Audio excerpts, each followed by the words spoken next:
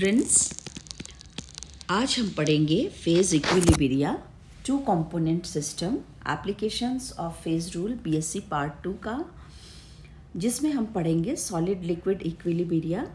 Solid liquid equilibria में lead silver system का हम स्टडी करेंगे। Two component system, lead silver potassium iodide water system, aniline hexane system, ये सारे system हमारे टू कंपोनेंट सिस्टम है। Here we have C is equal to T and according to the phase rule F is equal to 2 C minus P plus 2 F plus P is equal to 4। अर्थात प्रावस्थाओं तथा स्वतंत्रता की कोटियों की संख्या का जो योग है वह 4 के बराबर होता है। अर्थात किसी तंत्र में प्रावस्था P की न्यूनतम संख्या 1 हो सकती है, अतः डिग्री ऑफ फ्रीडम की संख्या 3 होगी। अर्थात तंत्र को पूर्ण रूप से अभिव्यक्त करने के लिए ताप, दाब व कंपोजिशन तीनों वेरिएबल्स की आवश्यकता होती है। इन तीनों वेरिएबल्स को 3 लंबवत अक्षों पर दर्शाया जा सकता है। इस प्रकार से एक त्रिविम फेज डायग्राम बन जाएगा। चूँकि आप सभी को पता है 3D फेज डायग्राम पेपर पर नहीं बनाया जा सकता, क्योंकि पेपर हमारा 2 डायमेंशनल होता है।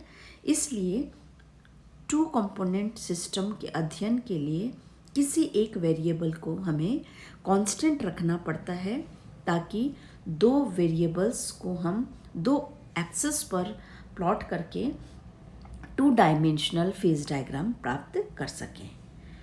डिग्री ऑफ फ्रीडम F की न्यूनतम संख्या 0 हो सकती है, अतः साम्यावस्था में अधिकतम प्रावस्थाओं की संख्या 4 होती है। Solid liquid equilibria condense system, 2 component system में निम्नलिखित 5 प्रकार की प्रावस्थाएं जो है संभव हो सकती हैं: ठोस ठोस, ठोस द्रव, ठोस गैस, द्रव गैस एवं द्रव द्रव साम्यावस्था। परंतु इनमें सबसे महत्वपूर्ण ठोस द्रव इक्विलिब्रिया है। चांदी सीसा अर्थात लेड सिल्वर सिस्टम इसी प्रकार का एक सिस्टम है। इस प्रकार के साम्य पर दाब का जो प्रभाव है वह नेग्लिजिबल होता है। क्योंकि हम जितनी भी स्टडी करते हैं वो एक कांस्टेंट प्रेशर पर करते हैं, इसलिए प्रेशर वेरिएबल को कांस्टेंट करना ज़्यादा आसान है इन कंपैरिजन ऑफ टेम्परेचर। ठोस द्रव साम्य में दाब स्थिर रखा जाता है। ये कहना सरल होगा क्योंकि तंत्र का अध्ययन किसी खुले पात्र में किया जाता है, तो हमारा जो प्रेशर होता है वह स्थिर 1 एटमॉस्फेरिक प्रेशर होता है। वे तंत्र जिसमें दाब स्थिर रखा जाता है, वाष्प प्रावस्था की उपेक्षा की जाती है, कंडेंस सिस्टम कहलाते हैं। कंडेंस सिस्टम के अध्ययन के लिए प्रावस्था नियम को हमें संशोधित करना होता है। चूँकि एक वेरिएबल प्रेशर को हम कांस्टेंट करते हैं, इसलिए डिग्री ऑफ फ्रीडम की संख्या में 1 की कमी हो जाती है। अर्थात F is equal to C minus P plus 2 की जगह हम F is equal to C minus P plus 1 लिखते हैं। प्रावस्था नियम का संशोधित रूप है। इसका कंडेंस तंत्र में अध्ययन में हम उपयोग किए जाते हैं। इसे हम रिड्यूस्ड फेज रूल भी या रिड्यूस्ड फेज इक्वेशन भी कहते हैं। अब हम बात करेंगे लेड सिल्वर सिस्टम की।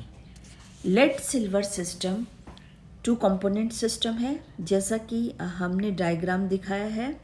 लेड सिल्वर सिस्टम में पूर्णतः जब पिघलाए जाते हैं तो ये कम्प्लीटली मिसिबल है तथा आपस में कोई केमिकल रिएक्शन भी नहीं करते हैं। द्रव अवस्था का जो कंपोजिशन है एक्स एक्सिस पे है। एक्स एक्सिस पे we have 100% lead is there and at Y axis पर प्रदर्शित किया गया है। संपूर्ण अध्ययन हम कांस्टेंट प्रेशर पर कर रहे हैं। ए शुद्ध लेड का मेल्टिंग पॉइंट 327 डिग्री सेंटीग्रेड है। अर्थात इस ताप पर ठोस व द्रव शीशा साम्यावस्था में है।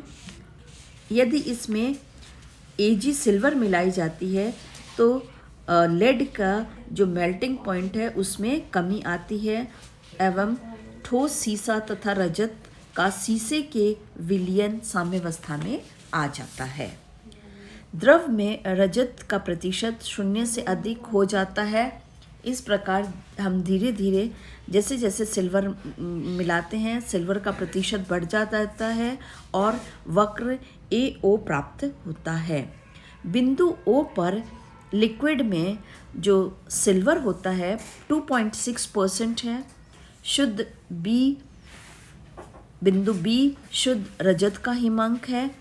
इस ताप पर ठोस व द्रव रजत साम्यावस्था में होते हैं। इसमें अगर हम लेड मिलाते हैं तो सिल्वर के मेल्टिंग पॉइंट में कमी होती जाती है और ठोस रजत और सीसे का जो है विलयन हमें साम्यावस्था में प्राप्त होता है और द्रव में सीसे का प्रतिशत 0 से अधिक हो जाता है। इस प्रकार धीरे धीरे सीसा मिलाने पर वक्र BO प्राप्त होता है। बिंदु O का ताप 303 डिग्री सेंटीग्रेड है। इस ताप के नीचे द्रव प्रावस्था समाप्त हो जाती है। इस तंत्र के मेन फीचर्स निम्न हैं। वक्र AO तथा BO मोनोवेरिएंट सिस्टम है। जो एरियाज हैं वे बाईवेरिएंट हैं और बिंदु O गलन क्रांतिक पॉइंट या यूटेक्टिक पॉइंट कहलाता है। यूटेक्टिक पॉइंट जो है वह नॉन वेरिएंट होता है। अब हम डिफरेंट एरियाज और कर्व्स का डिटेल अध्ययन करेंगे। सर्वप्रथम हम लेते हैं वक्र AO। बिंदु A शुद्ध लेड का मेल्टिंग पॉइंट है जो 327 डिग्री सेंटीग्रेड है। यहाँ पर 100% लेड होता है। इस में जैसे जैसे हम सिल्वर मिलाते हैं तो इसका मेल्टिंग पॉइंट AO के अकॉर्डिंगली घटता रहता है। अतः वक्र AO सीसे का रजत की उपस्थिति में फ्यूजन कर्व कहलाता है। It's a fusion curve of lead in presence of silver. इस वक्र पर ठोस सीसा तथा द्रव प्रावस्था साम्यावस्था में रहती है। इस वक्र के प्रत्येक बिंदु पर 2 प्रावस्थाएं पाई जाएंगी। So number of phases will be 2 and C is 2 and we will get F is equal to 1 according to reduced phase rule because we have studied this system at constant pressure. इस प्रकार हम कह सकते हैं कि वक्र AO पर हमारा जो सिस्टम है वह मोनोवेरिएंट है। अगर हम वक्र BO की बात करते हैं, वक्र जो BO है इसका बिंदु B शुद्ध सिल्वर का मेल्टिंग पॉइंट है। इसका ताप 961 डिग्री सेंटीग्रेड होता है। इस ठोस सिल्वर में जब लेड मिलाया जाता है तो इसमें वक्र BO के अनुसार घटता है। अतः वक्र BO रजत का सीसे की उपस्थिति में फ्यूजन कर्व है। इस वक्र पर ठोस रजत और द्रव साम्यावस्था में पाए जाते हैं। इस वक्र के प्रत्येक बिंदु पर P will be 2, C is 2 and F is 1 and the system is monovariant. Thank you.